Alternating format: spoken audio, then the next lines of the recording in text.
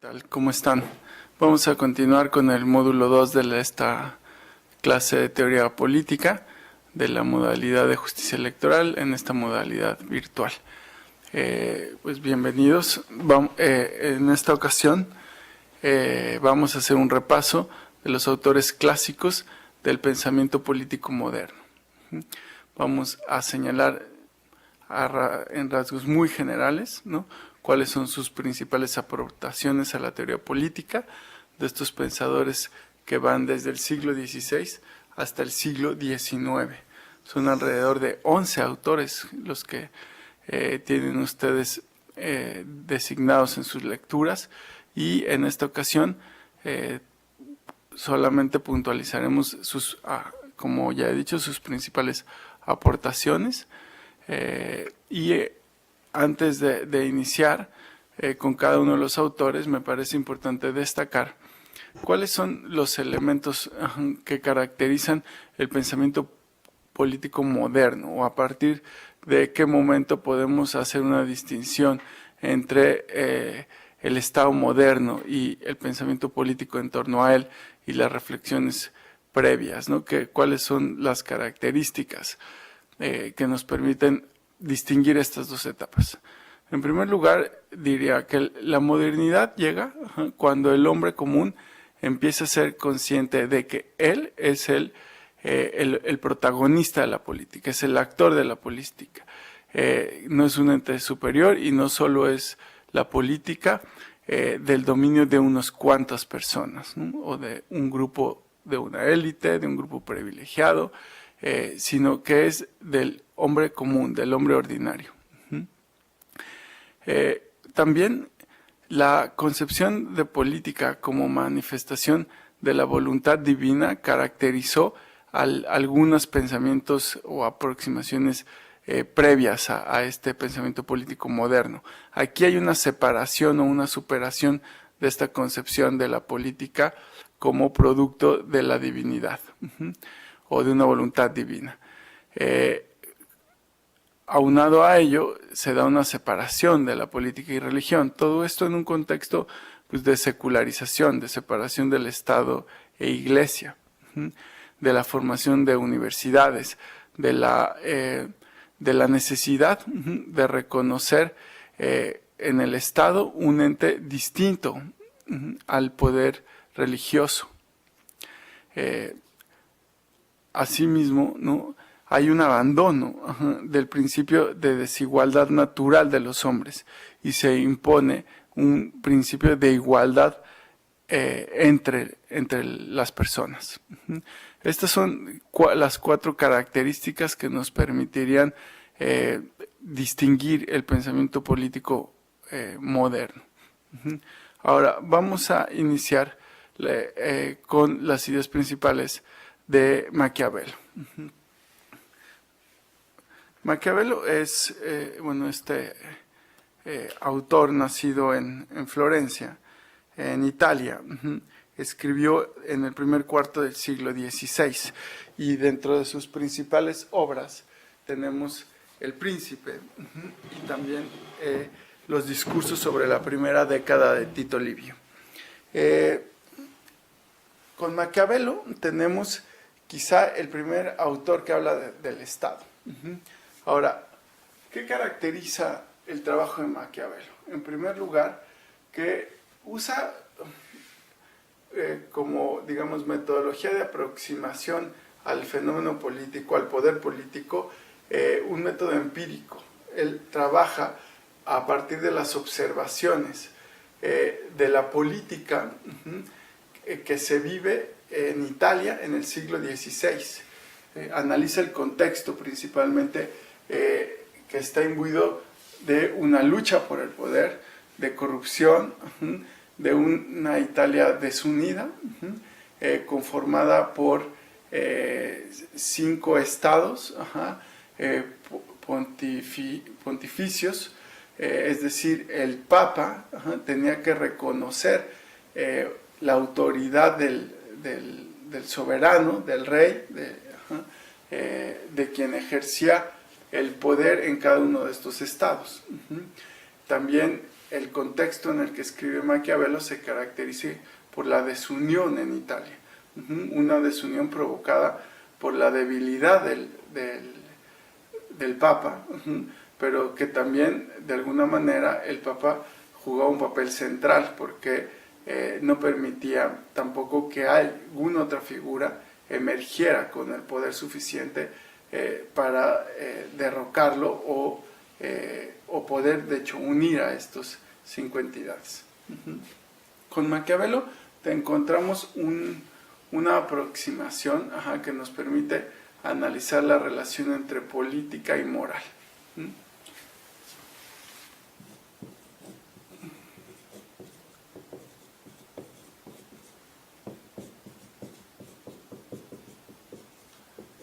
Y hay que decir que para Maquiavelo lo que importa es el estudio del poder político. Él es indiferente a las demás formas de poder, al poder económico o al poder eclesiástico, ¿no? Al poder ideológico. Para él lo relevante es estudiar la concentración y el ejercicio del poder que ejerce la autoridad soberana. ¿Cuál es la finalidad de la política? Conservar y aumentar el poder. ¿Sí?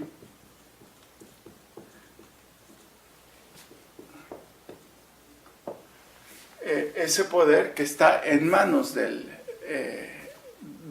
monarca. En Maquiavelo encontramos en su obra, El Príncipe, una relevancia de la concentración del poder político en la figura de un monarca absoluto. Por eso el príncipe, quien puede inclusive llegar a usar medios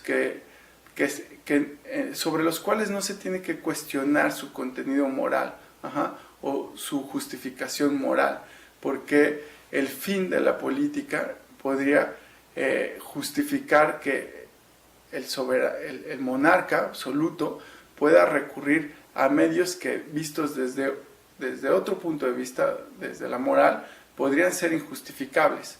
Pero aquí hay que enfatizar que para Maquiavelo inclusive los pactos que llegaba a hacer el soberano podrían romperse, pero con esta finalidad de conservar el poder.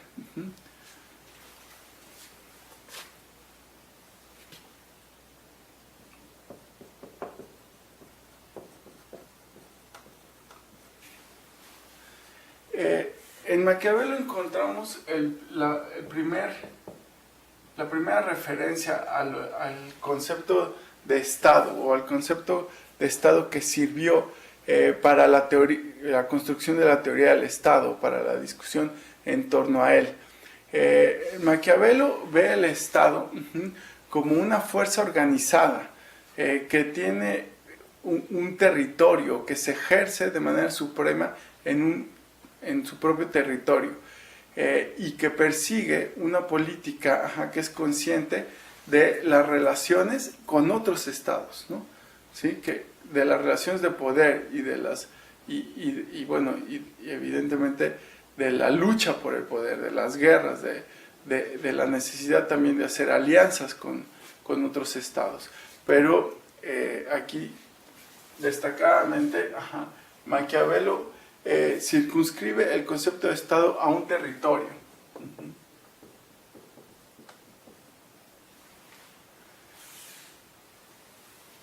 En donde concurre un poder organizado, una fuerza organizada, ¿sí? Y que puede inclusive usar hasta la fuerza, ¿no? Con este objetivo de mantener el orden, de conservar el poder. Ahora, creo que esto serían las ideas principales que van a encontrar ustedes en sus textos sobre Maquiavelo. Pasemos al siguiente autor, que es Juan Bodino. Bodino es un filósofo francés que escribe en la segunda mitad del siglo XVI. Su principal obra es La República, y en ella busca robustecer la posición del monarca. En Bodino encontramos una discusión en torno al estado de naturaleza y el derecho a la propiedad. Para Bodino es muy importante la definición del estado del estado de naturaleza como aquel que surge de la unidad entre familias. La familia es la unidad natural y consecuentemente la agrupación de las familias van a conformar el estado. Es esta familia la que ejerce el derecho de propiedad, ¿sí? Y ese derecho de propiedad está basado pues, en un reconocimiento del mismo como un derecho natural. Y es un derecho, como les decía, inherente a la familia, no al individuo. Y en este sentido, también creo que vale la pena distinguir entre el poder privado que está relacionado con el grupo familiar del poder soberano, que está relacionado con el poder político.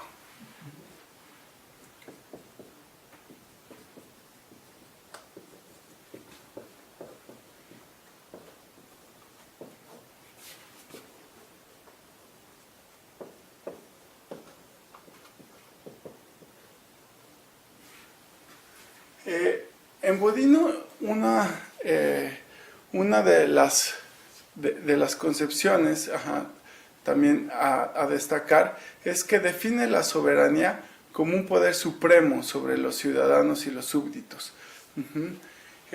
Lo que distingue al Estado de los demás grupos formados por familias es precisamente la existencia de este poder soberano. ¿Qué caracteriza a esta soberanía y cuáles son sus límites? Bueno, de entrada, que es un poder supremo, que no está limitado por el tiempo, por las leyes, porque el soberano es la fuente del derecho. Es intransferible a otro dominio y no puede compartirse. Sin embargo, y aquí puede haber una especie de inconsistencia en su concepción, el soberano es responsable ante Dios y está sometido a las leyes naturales. Por lo tanto, sí tiene la obligación de respetar los pactos entre sus súbditos o con otros soberanos, ¿no? Esta es una diferencia, por ejemplo, con Maquiavelo. Maquiavelo reconocía en el príncipe la posibilidad de desconocer esos pactos, siempre y cuando se correspondiera con la finalidad. En Bodino encontramos un respeto casi sagrado a la propiedad privada. La propiedad privada es, como dije, un derecho natural inherente a la familia, y no puede enajenarse. Y bueno, eso básicamente su transferencia es por herencia. De hecho, también el soberano no puede enajenar ninguna parte del dominio público.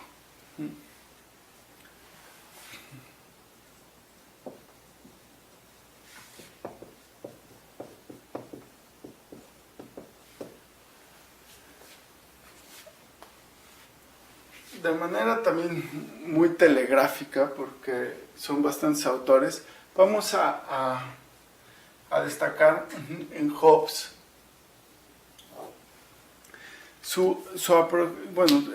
el autor escribe en la mitad del siglo XVII. Una de sus principales obras es el Leviatán.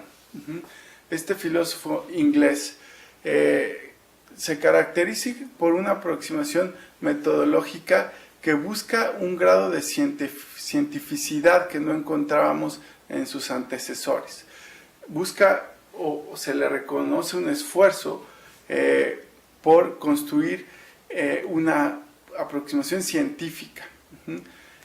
Podemos incluso reconocer que su teoría política, construida a base de observación y de una influencia orgánica, una influencia de la psicología, ¿no? En donde él busca la explicación de la conducta y de la acción social a través del instinto de supervivencia que emana de una característica pues inherente al ser humano, ¿no? De su sistema nervioso central. El hombre es que reacciona ante las amenazas de la naturaleza, ante las amenazas de su entorno social, con este instinto de supervivencia, con un instinto de conservación humana. Y ese es un presupuesto que va a explicar la concepción que tiene Hobbes sobre el hombre, ¿no? Sobre su naturaleza y sobre la forma en que se relaciona y el papel que tiene en la sociedad, en el Estado, ¿no? El hombre es el principal enemigo del hombre para Hobbes, ¿no?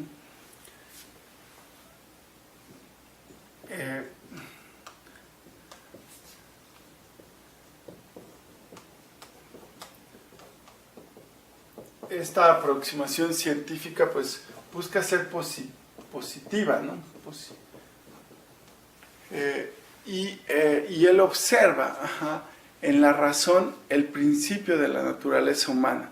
La razón para él es el poder que regula y genera los incentivos para buscar seguridad, para ver en el Estado como principal razón de su existencia la conservación del ser humano. Esta es la motivación por la cual se le reconoce autoridad al poder del Estado. Y el derecho también. El derecho se justifica en tanto un medio que puede garantizar la seguridad de los individuos. Como vemos, su aproximación también científica recurre a un individualismo metodológico. O sea, es el individuo el que se convierte en su principal objeto de estudio. No son los grupos, no es la sociedad, no es el gobierno, es el individuo. Y respecto a él, asocia una pretensión utilitarista. El individuo ve en el Estado un instrumento no al que le deba guardar alguna lealtad o alguna reverencia, ¿no? Ve en él la forma de mantener su vida y de buscar la continuación de la especie. Ahora, el siguiente autor que hemos seleccionado es John Locke. Él es un pensador inglés que escribe en la segunda mitad del siglo XVII. Una de sus principales obras es el ensayo sobre el gobierno civil. De una manera, digamos, circunstancial, este escrito nos puede dar ideas de cuál es su posición de defensa frente a la revolución en Inglaterra que se daba en 1642.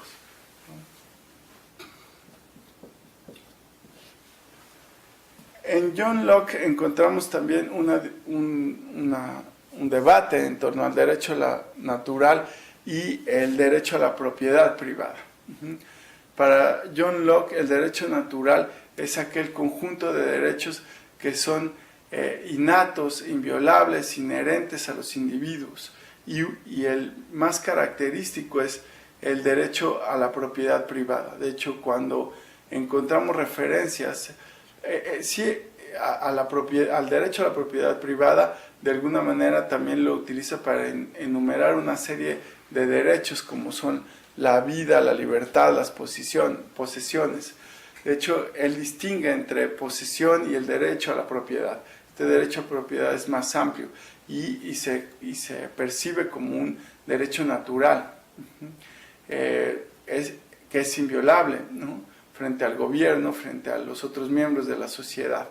y la razón de existir del gobierno, del Estado, es proteger precisamente estos derechos naturales. Y solamente tendría posibilidades o los límites del gobierno están en su regulación, pero para garantizar una efectiva protección.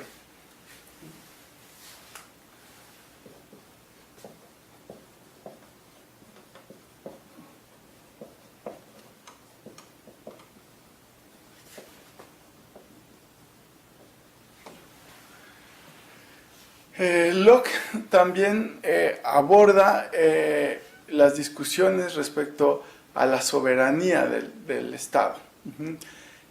Se caracteriza en él la preocupación por cuándo es posible disolver un gobierno y establece dos supuestos o dos razones por las cuales se puede disolver el gobierno. Una de ellas es cuando se ha perdido la confianza en quien ejerce el poder político. Otra de ellas es cuando dice hay un cambio de residencia del poder. Mientras que el gobierno cumpla con sus deberes de protección de estos derechos naturales, garantice el derecho a la propiedad privada,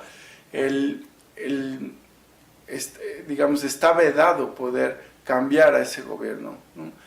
O está vedado objetar la acción política.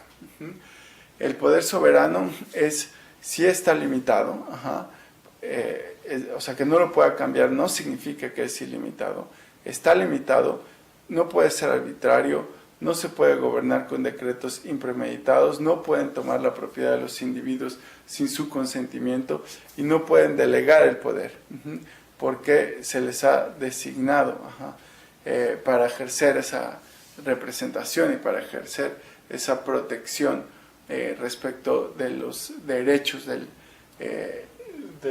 la sociedad.